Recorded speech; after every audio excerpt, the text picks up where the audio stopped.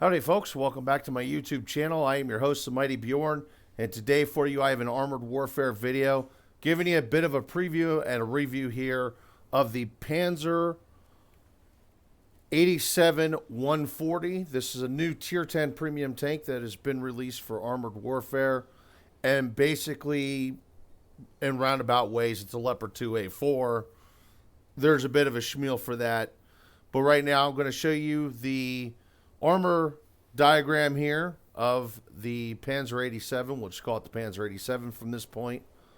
And I'm just showing you the different types of rounds, the armor mapping, the protection.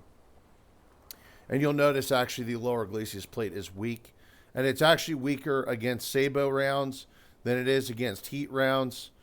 But typical lower glacis plate weakness, pretty much the same with all the Leopards.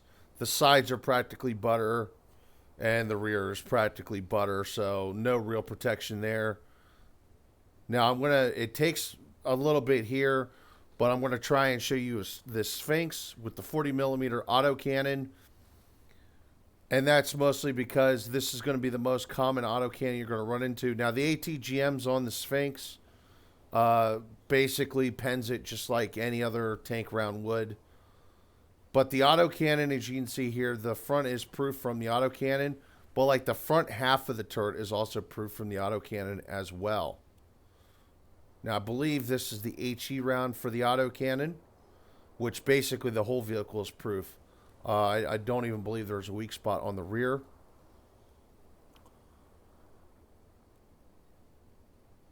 And then I'm just going to take a moment here, show you a quick comparison of the vehicle. And I compared it to the XM1A3. That's with the 140mm gun, not the 120. I compared it to the Alte and the CATTB, which also has a 140mm gun. And in all honesty, gun-wise, the tank feels pretty good. Defense-wise, a little lackluster. I'm going to get more into that in a bit here. But, I mean, it feels like a typical Leopard 2. It's probably more comparable to the Leopard 2AX. The problem is I don't have a Leopard 2AX, and I did not grind it out yet, so it would have been a poor comparison. Now let me just take a moment here, show you some actual game footage that I collected earlier today, so that way you can see this new Leopard, the Panzer 87, in action. I'll talk a little bit here about the Panzer 87, and I'll weigh in on my full opinion about the Panzer 87, if it's worth it or not. I mean, it is a Tier 10 premium, so it's got that going for it, right? The Panzer 87 was actually a tank designed sort of by Switzerland as well as Germany. Primarily, the fact is Germany obviously designed and produces the Leopard 2s. And one of the updated models would be the Leopard 2A4.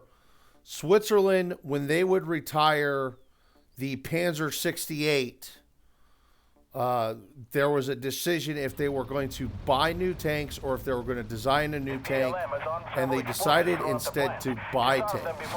And they ended up buying Leopard 2s. They ended up buying Leopard 2A4s.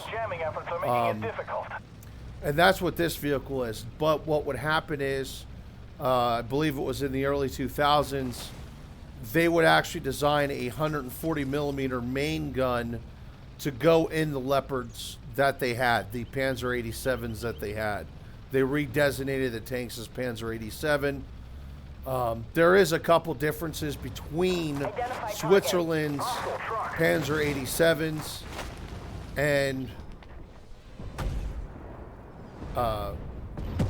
pardon me, I'm just drawing a blank here, and between the actual Leopard 2A4s, mostly with parts, and there's some other specifications thing. That's pretty typical with the Leopard 2s. You could go anywhere in the world just about and find Leopard 2s, someone using Leopard 2s, but usually there's minor differences between each Leopard 2. Mostly has to do with indigenous features, stuff they might have available, stuff they might not have available, things that might work better, say, in one country might not work so well in another country. So it is a pretty flexible tank and has different various designs and setups. And honestly, the Panzer 87 would be no different than any other Leopard 2 and 4 A4 in the world. I mean, even Canada has differences with their Leopard 2s than Germany does, and so on and so forth. And even Sweden gets in there with their Leopard 2s. Well, their Sturmwagens, STV, I can't remember, 121s. Okay, don't quote me on that. That might be a mistake. But they have Leopard 2 A4s as well. But they would design a 140 millimeter main gun. Now, there is some caveats to that. While they did design their own main gun, and even though there actually is various upgrade programs out there, even Rheinmetall would design a 140 millimeter main gun that could go into the Leopard 2 chassis. That being said, Switzerland would actually completely design their own 140 millimeter main gun, as well as their own 140 millimeter main gun ammunition. It is because they're actually not a NATO country, a NATO ally. I believe they're a NATO ally, but they're not an actual NATO country. So they don't get all the. They don't share the ammunition that we do, even though they technically do, because they use the same 120 millimeter main gun and this, that, and the other thing. It's all really confusing. But I'm going to weigh in here on what I feel about the tank. And honestly, when it comes to the tank, the gun is the selling point of the vehicle. The reload time feels decent. The damage feels decent. The aim time feels pretty good. Stabilization doesn't really feel bad either for a 140 millimeter main gun. All the way around, it doesn't feel bad for a 140 millimeter main gun. Now, you do see me using the heat, and the heat ammunition is actually where it's at. The heat ammunition has slightly better penetration and does slightly better damage, and actually it's got slightly better penetration and better damage than even the 130 millimeter main gun on the Leopard 2 AX. The next thing to point out is the accuracy, the damage, and the penetration for the Sabo rounds is actually a little lower. And for the most part, if you can pen it with a Sabo, you can pen it with a heat round. There is a couple of exceptions, so you should definitely have a couple of Sabo rounds handy. Now, in the case of PvP, you might want to have a little bit more than I do here. I only have like 16 loaded. You might want to go with like 18 or 20. I don't think you'd really want to go much more than that, to be honest, because you can always aim for weak spots. You know, if you, most of the vehicles like the T90 MS, for example, you can pen the lower glacis plate with the 120 millimeter, or sorry, the 140 millimeter heat round, which would just do more damage and better chance of setting fires and etc. over the Sabo round. The gun has negative degrees gun depression, pretty typical, honestly. You know, it feels about the same as if I was playing the Alte. It didn't have the suspension engaged or the M1 Abrams. I mean, nothing special there. I guess maybe because negative 10 for 140 millimeter main gun's not bad, but it just feels typical. Same way with the elevation. Elevation feels pretty typical. Nothing to write home to mom about. The view range, I don't know why, but to me the view range feels pretty poor. I actually have the V2 optics on mine, and yeah, I mean, that's the best boost you can put on the vehicle, a vehicle short of actually using the binocs. But the problem is with the binocs, you have to be sitting still for so long, and then they engage. Here I'm using the optics because I can move and it doesn't affect my maximum view range at all. Basically, I have that constant non-stop maximum view range. And for a main battle tank, you really shouldn't be sitting still that often. I mean, you at least want to shimmy around and stuff like that. Get hauled down, pop out, fire a shot, get hauled down, pop out, fire a shot. So you're constantly moving in an MBT. I don't see why you'd want to use the binocs anyway on an MBT. And that being said, the view range just to me still did not feel very good. The mobility, it's really nothing special to say other Leopards out there, but honestly, the mobility, like compared to the CATTB or even the M1A3 Abrams, felt pretty damn good.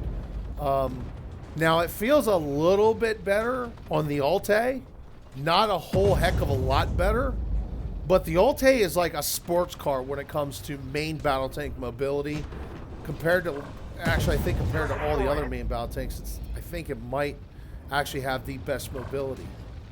The turret armor is really good, very suitable in my opinion. But the hull armor, it feels just useless, honestly. It doesn't really feel all that great, and more often than not, your hull will get penetrated. And I've actually been penned by auto cannons in the hull as well, mostly on the sides, but I think I've actually had it happen to me a couple times on the front as well. I just can't confirm it. Also, that being said, there is an ammo rack spot in the hull on the lower glacis plate. So if you get shot in the hull, you might catch fire and get ammo racked. That's pretty typical for Leopards, but that is a design flaw in the Leopard platform itself, and I do want to bring that up here. It has a soft kill APS, which in my opinion, soft kill APS at tier 10 is just worthless. It's a waste of fucking time. You know, you'd be better off trying to ice skate up a hill than relying on a soft kill APS at tier 10. Now it does have an overdrive mode. The overdrive mode is useful, but still nothing I want to write home to mom about. And honestly, I would rather have a hard kill APS. Overall, the Panzer 87 140 is an amazing sniper, but generally speaking, performance-wise, the way the built, the more multi-purpose role, I would actually take the XM1A3 or the Alte over this any day of the week. The only vehicles I would really take this over would be like the CATTB. I mean, even the doorstop, I like this a little better than the doorstop, to be honest. But even the doorstop has its flaws, or has its strengths. Even for its flaws, it's still a very solid brawler. Which this vehicle here, the Panzer 87, is not a very good brawler. But anyway, folks, that is my review of the Panzer 87 140. Gave you a little bit of history, showed you the statistics, showed you the armor, the whole 9 yards. Lets you decide if you think the vehicle's worth it. I don't think it's a bad vehicle. To me, it's just too specialized for how I play. And generally speaking, I do like the Leopards, but I don't play them very often because they're good snipers. But there's just better vehicles that fits a better multi-purpose role than the Leopard 2s in the game. So there you go. That's my opinion on that one. Anyway, folks, thank you very much for tuning in. Hopefully you enjoyed the video, and hopefully I will see you again for my next Armored Warfare video.